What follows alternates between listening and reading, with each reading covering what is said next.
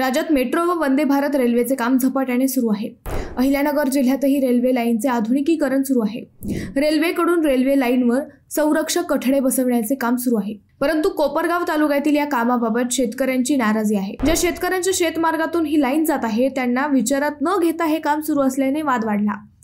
याच वादावर तोडगा काढण्यासाठी बुधवारी कोपरगावात खासदार भाऊसाहेब वाकचौरे यांच्या अध्यक्षतेखाली बाधित शेतकरी व अधिकाऱ्यांची बैठक झाली। याच बैठकीत माजी जिल्हा परिषद सदस्य राजेश परजणे व खासदार वाकचौरे यांच्यात नाराजी नाट्य पाहायला मिळाले। खरं तर खासदार वाकचौरे हे सध्या शिवसेना ठाकरे गटात असले तरी त्यांच्या राजकारणाचा श्री गणेशा हा विखे कुटुंबाच्या मार्गदर्शनाखालीच झाल्याचे सांगितले जाते। परंतु आता सुजय विखे पाटील यांचे मामा राजेश परजणे हेच खासदार वाकचौरे यांच्या बैठकीतून निघून गेल्याने चर्चा वाढल्या आहेत। नेमकं काय झालं? विखे गटाला खासदार वाकचौरे जड जात आहेत का? याच विषयीचा आमचा हा स्पेशल रिपोर्ट। नमस्कार, मी अद्वैता आणि आपण पाहत आहात अहिल्यानगर लाईव्ह 24, नगरी राजकारणाचं परफेक्ट अनालिसिस। रेल्वे मार्गाचे आधुनिकीकरण करण्याचे काम सध्या अहिल्यानगर जिल्ह्यात सुरू आहे।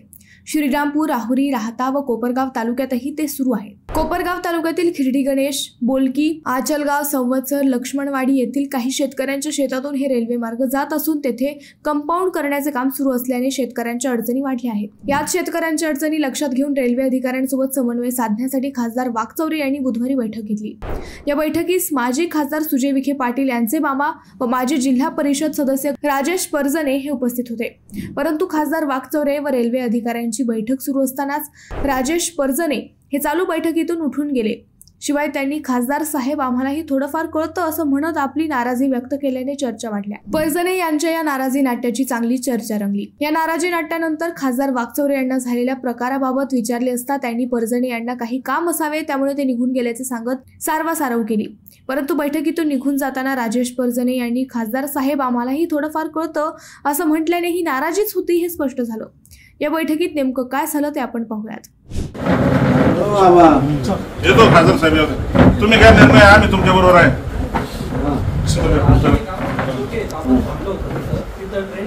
आम्हाला थोडं फार कळतं खासदार साहेब।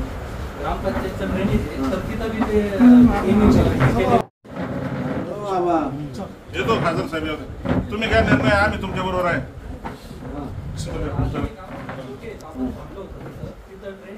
आम्हाला थोडं फार कळतं खासदार साहेब।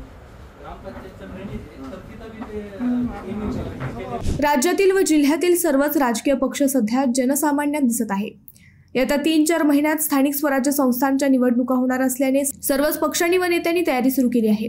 जिल्हा परिषद व पंचायत समिती निवडणुका लढविणारे इच्छुकही रोज मतदारांमध्ये दिसू लागले आहेत। शिवसेना ठाकरे गटाचे खासदार भाऊसाहेब वाकचौरे हे अहिल्यानगर जिल्ह्यातील एकमेव नेते असल्याने ठाकरे गटाची जबाबदारी त्यांच्यावर आहे। परंतु मध्यंतरी प्रकृती अस्वस्थामुळे ते सक्रिय राजकारणातून बाजूला होते असे सांगितले गेले। परंतु आता ते नगर उत्तरेतील अनेक कार्यक्रमात दिसू लागले। कोपरगाव तालुक्यातील अनेक कार्यक्रमात ते सध्या सक्रिय आहेत। बुधवारी कोपरगाव तालुक्यातील शेतकऱ्यांच्या प्रश्नाशी संबंधित संयुक्त बैठकीत ते हजर होते। याच बैठकीत माजी जिल्हा परिषद सदस्य राजेश परजणे यांचे नाराजी नाट्य पाहायला मिळाले। सुरुवातीला हे दोन्ही नेते एकमेकांशेजारी बसलेले दिसले, परंतु खासदार वाकचौरे किंवा रेल्वेच्या अधिकाऱ्यांचे काही मुद्दे न पटल्याने ते या चालू बैठकीतून निघून गेले। शिवाय निघून जाताना त्यांनी खासदार वाकचौरे यांच्याविषयीचा रोषही व्यक्त केला। या सगळ्या प्रकाराने चर्चा वाढल्या। सध्या कोपरगाव तालुक्यात राष्ट्रवादीचे अजित पवार गटाचे आमदार आहेत। आगामी निवडणुकांच्या अनुषंगाने आमदार आशुतोष काळे यांचा गट सक्रिय झाला आहे।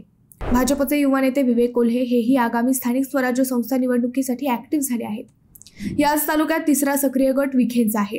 मेहुणे राजेश परजणे यांच्या रूपाने विखेंनीही स्थानिक स्वराज्य संस्था निवडणुकीसाठी आपल्या गटाला ऍक्टिव्ह केले आहे। आता उत्तरेचे खासदार भाऊसाहेब वाकचौरे हेही ऍक्टिव्ह झाल्याने या चारही गटात संघर्ष वाढल्याचे दिसत आहे। कोपरगाव तालुक्यात खासदार भाऊसाहेब वाकचौरे हे विखे गटाला जड जात आहेत का हा प्रश्न या निमित्ताने पुढे आला आहे।